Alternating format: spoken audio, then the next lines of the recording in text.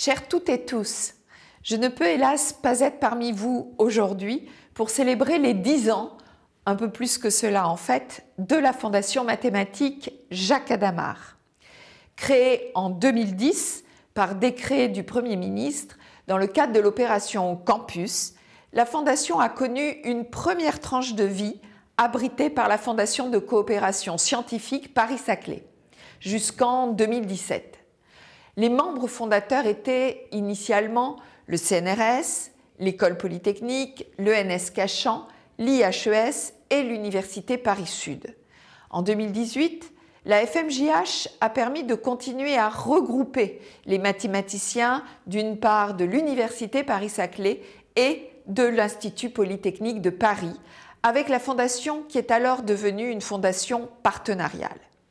Elle a pu compter sur le soutien de tous les établissements composantes avec l'ENS Paris-Saclay, AgroParisTech, Centrale Supélec et aussi l'ENSAE, l'ENSTA ParisTech et bien sûr les membres associés comme l'Université d'Évry-Val d'Essonne, l'Université Versailles-Saint-Quentin et l'ENSIE, ainsi que les organismes nationaux de recherche avec le CNRS, l'INRAE, l'INRIA et l'organisme de recherche bien sûr l'IHES.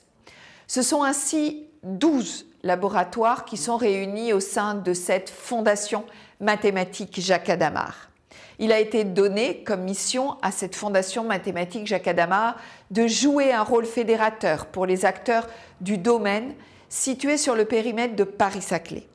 La qualité des mathématiciens des laboratoires de cette fondation est juste exceptionnelle et elle est reconnue au meilleur niveau international comme la médaille Fields de Hugo Duminil-Copin est venue il y a quelques mois enrichir un palmarès déjà bien fourni pour les mathématiciens de la FMJH. Les actions de recherche ont aussi été structurées, notamment au sein du LabEx Hadamard, particulièrement bien évalué. La Fondation a aussi contribué à structurer les actions de formation par la recherche.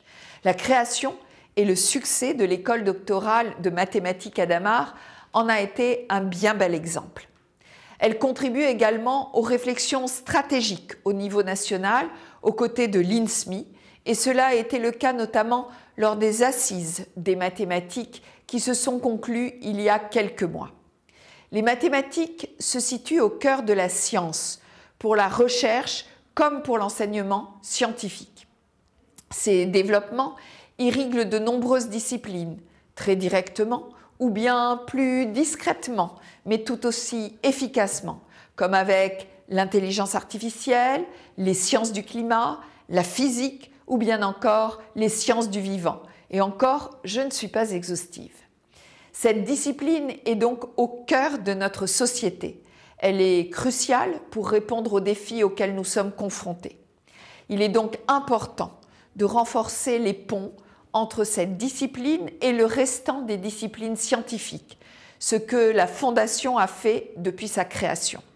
La FMJH a également renforcé l'interaction de ces laboratoires avec le monde économique, en contribuant à l'Agence pour les mathématiques en interaction avec l'entreprise et la société, l'AMIES, et dans ce cadre, vous avez dû prendre connaissance de l'analyse d'impact des mathématiques sur le développement économique de notre pays et qui souligne un impact croissant sur l'emploi comme sur le PIB.